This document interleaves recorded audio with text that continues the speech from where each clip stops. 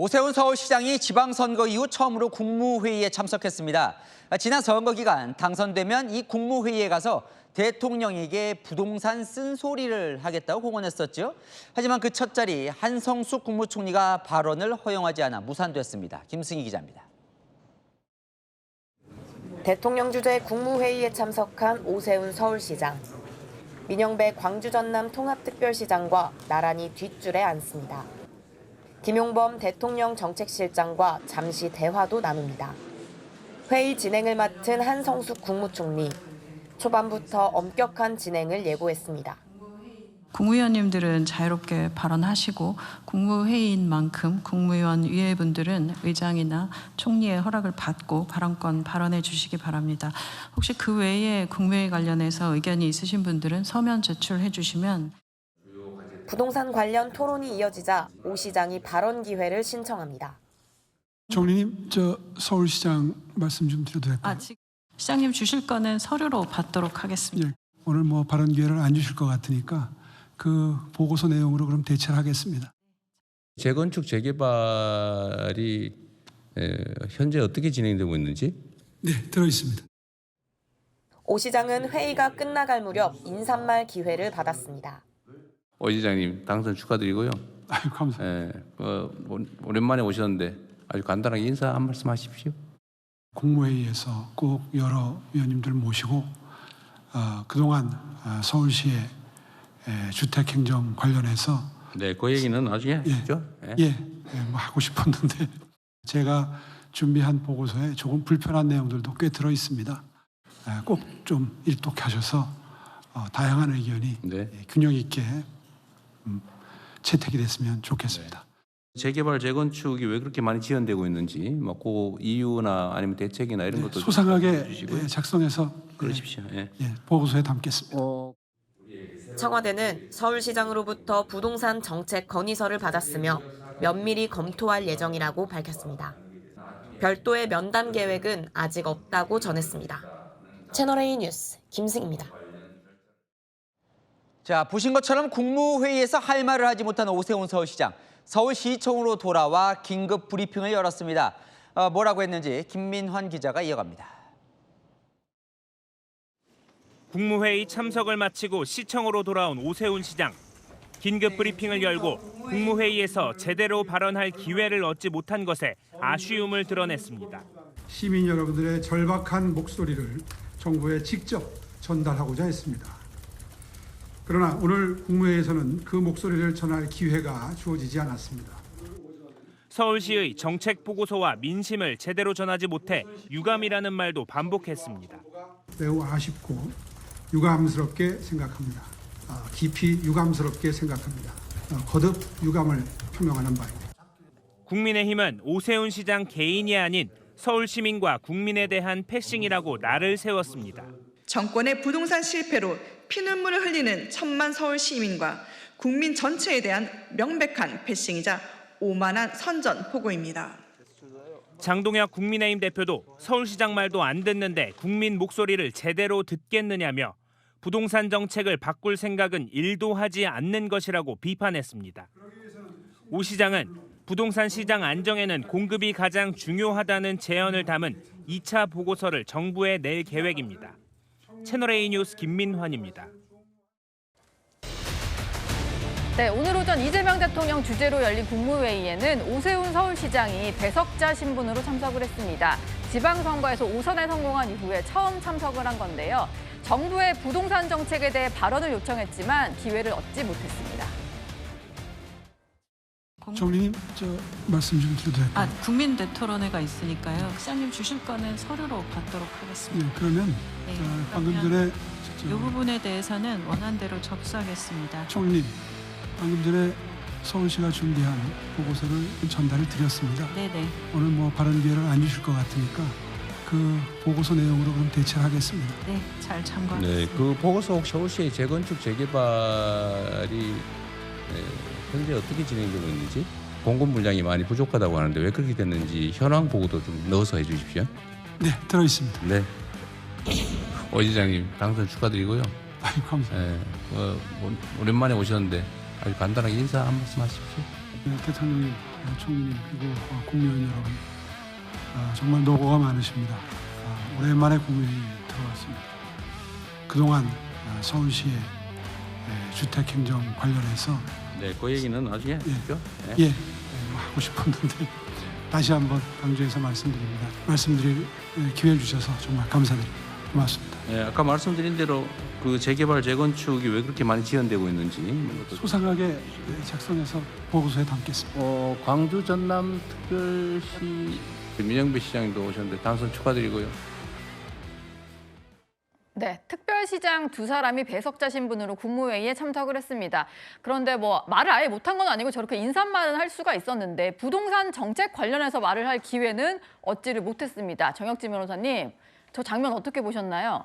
일단 국무회의 규정을 보면요. 그 국무회의에서 발언하고 표결할 수 있는 사람은 국무위원입니다. 네. 그런데 서울시장 제가 찾아보니까 8조 1항 3호에 서울시장은 배석한다 이렇게 되어 있고 그다음 2항을 보니까 의장이 필요하다고 인정할 경우에만 배석자가 발언할 수 있다. 이런 취지로 규정이 되어 있거든요. 네. 그러니까 서울시장이 아무리 이제 서울특별시장이라고 하더라도 본인이 이야기하고 싶다고 해서 국무회의에서 마음대로 이야기할 수 있는 것은 아니고 그다음에 대통령이 국무회의 의장이니까 요번에 당선된 거 그냥 인사 말씀만 하라 이런 이야기인 것 같은데 그런데 오세훈 시장도 그렇고 뭐 저희 같은 사람들도 그렇고 조금 유감스럽다는 생각이 드는 게 다른 걸 다 떠나서 지금 부동산이 특히 아파트 값이 심각하지 않습니까? 예. 지금 시중에는 어떤 이야기가 들리고 있냐면 문재인 대통령 때보다도 이미 아파트 값이 더 오르고 있다. 그런 이야기하고 있고요. 그다음에 아예 전세는 씨가 말랐다는 이야기가 진짜 피부로 느껴지고 있어요. 그다음에 월세도 폭등해가지고 월세가 폭등한다라고 하는 건 어떤 의미입니까? 특히 젊은 이제 20, 30, 40 이런 분들한테는 가처분 소득이 확 줄어든다는 이야기죠. 그러니까 이런 부분과 관련해서 예컨대 민영배 시장 같은 경우 요번에 시장이 되셨으니까 업무를 잘 모를 수도 있어요. 하지만 오세훈 시장은 5선의 시장이고 직전까지도 시장이었으니까 지난번에도 시장이었으니까 이런 부분들을 피부로 완전히 체감하고 있을 텐데 이런 지방행정을 담당하고 있는 그러한 전문가인 오세훈 시장의 이야기를 좀 들어보는 것이 그런 모습이 이제 이렇게 중계가 되는 것이 국민들한테는 특히 서울 시민들한테는 필요했었을 것 같은데 그냥 그런 기회가 제한된 게 조금 아쉽다는 생각이 들고요. 예. 다음번 국무회의 때는 오세훈 시장의 이야기가 좀 이렇게 들릴 수 있었으면 좋겠다는 생각을 합니다. 네. 오늘 이렇게 2번 정도 시도를 했는데 말씀 좀 드려도 될까요 했더니 서류로 받겠다라고 총리가 얘기를 했고 마지막에 인사말 하다가 주택행정 얘기 꺼내니까 그 얘기는 나중에 하자 이런 얘기를 했습니다.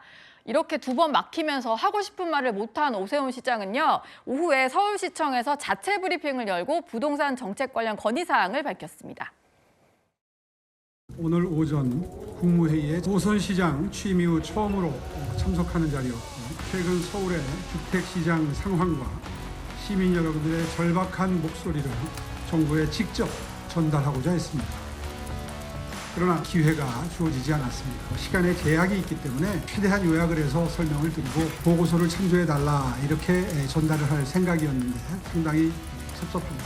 고의적인 패싱이 아니냐 이런 말씀이 있었지만 굳이 그렇게 보고 싶지는 않습니다.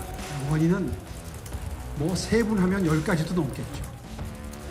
그러나 가장 큰 원인을 하나만 들으라면 전임 박원순 시장님 시절에 거의 대부분의 재건축, 재개발 단지를 폐지하거나 취소를 했었어요. 불을 보듯 명확한 사항을 대통령께서 이유에 대해서 설명해달라. 이렇게 주문하시는 것은 상황 인식이 정확치 않으실 가능성이 매우 높다. 필요한 때에는 앞으로도 국무회의 참석을 적극 고려할 생각입니다. 네, 곧바로 서울시청으로 이동을 해서 서울 부동산 정상화 8대 정책과제를 발표를 했습니다. 그게 다 청와대에 제출한 보고서에 담겨있는 내용 같은데 서운함을 저렇게 또 토로를 하네요. 이동학 최고위원님, 네. 오전에 이제 저러고 오자마자 시청에서 정책 발표를 했거든요. 어떻게 들으셨나요? 네, 전 약간 이념적이고 정치적인 자리로 활용을 하려고 하지 않았겠는가 이런 생각을 갖는데요. 부동산 관련된 것은 이미 대통령이 대국민 이 토론회를 예고하고 있고 그 예. 안에서 상당히 많은 부분이 논의가 될 겁니다.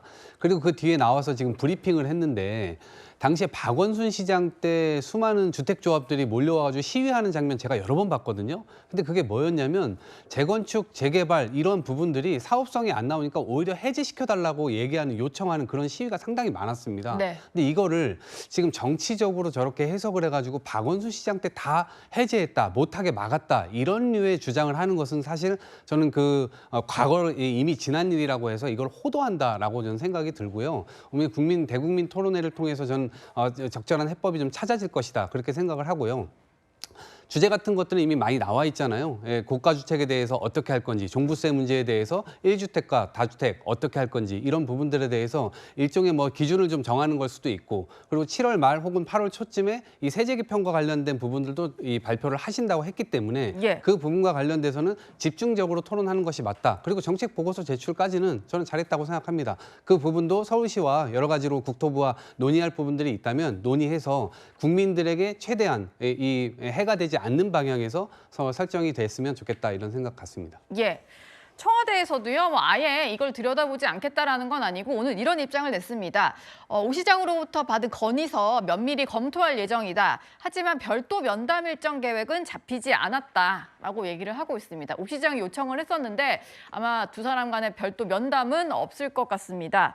국민의힘에서는요, 오늘 오 시장이 이렇게 제대로 말을 못한 것을 놓고 입틀막이다 이런 주장을 좀 하더라고요. 이현정 의원님. 네. 근데 들어보면 마지막에 인사말 할 기회는 받긴 받았잖아요. 입틀막은 아니지만 사실 총리께서는 집을 파느라고 힘드시겠지만 저도 저 자녀가 이제 결혼 때문에 집을 요즘 구하려고 하는 보니까요, 정말 실감합니다.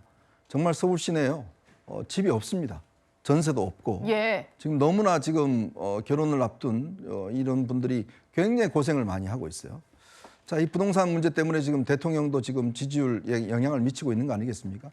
만약에 저라면요, 오늘 오 시장이 특히 이런 자리에 생중계되는 가운데 오셨잖아요. 네. 그러면 오 시장의 발언을 들어보고, 자, 그러면 오 시장과 함께 힘을 합쳐서 우리 부동산 문제 한번 해결해 봅시다 라고 했다면 어떨까라는 생각이 들었어요.